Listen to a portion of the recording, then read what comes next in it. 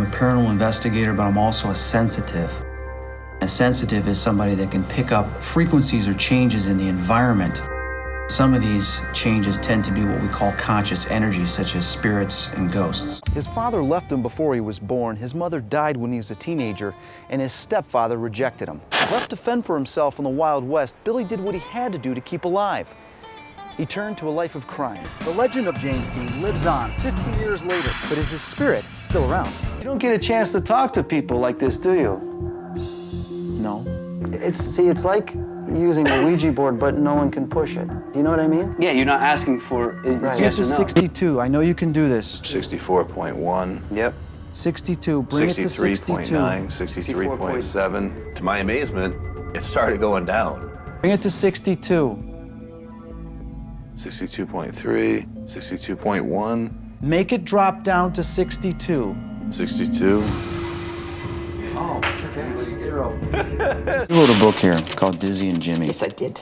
With a life with James Dean. So obviously you got closer to him than most people would. What was he like as a man? I never knew him as a man. I knew him as a boy trying to be a man. Orbs over here, major. Get that light out of here. Get this out of here. Follow me, infrared, only. God!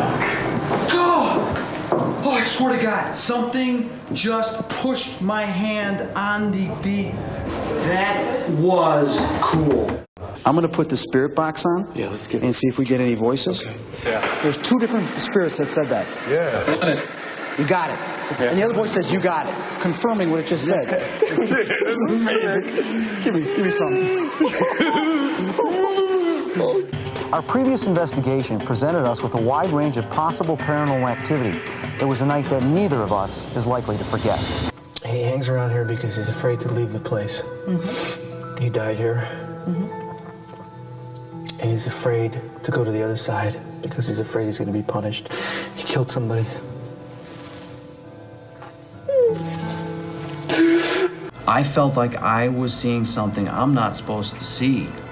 Oh man, I'm just getting total hatchet going down. I got this flash of this long knife or hatchet cutting off flesh. I just heard something which we're gonna want to mark this, okay? And Chris Fleming, an award-winning medium appearing on numerous television shows and a paranormal conference lecturer. Each team investigating in Zone 1, which is in the Grand Hotel, are going to have 30 minutes investigating alongside Chris Fleming. It's absolutely amazing to see him work with the spirit box. Chris can really draw them in. How you doing? Hi there. How are you?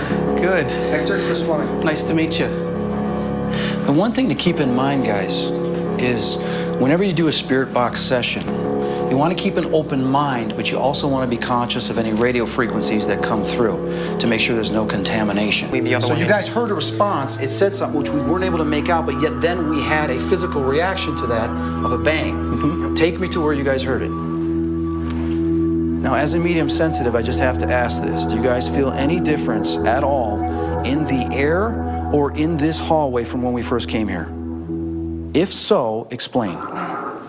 What was that? What the was that? Was that something moving? Hold on. We just heard a big rattle again that brought us back into this room. My question is it just a play with the shadows and a little bit of what they call maybe some matrixing?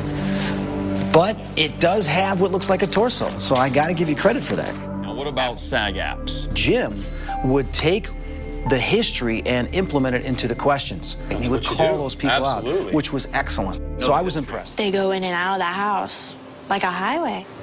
So when they appear to you or when they try to confront you or ask you questions, so you're not confident enough to communicate with these spirits, are you? Yeah. Why? It's just, I don't know how to help them.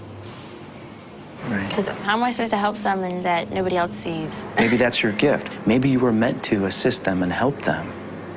Because nobody else in the household is. Yeah. So maybe it's up to you.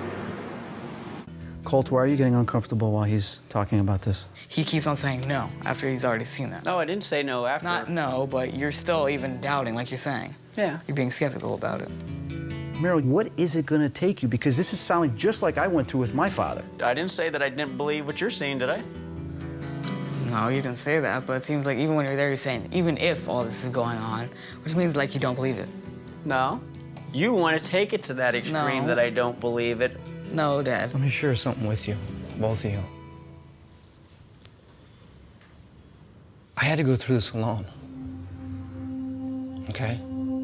My dad ignored it, every excuse possible. And there was things that were so terrifying. So terrifying. I had to deal with it on my own.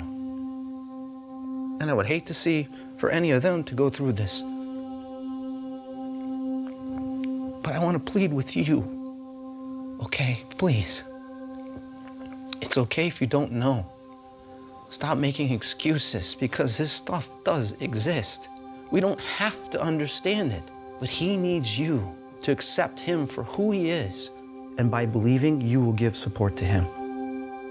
You're all alone. You're scared.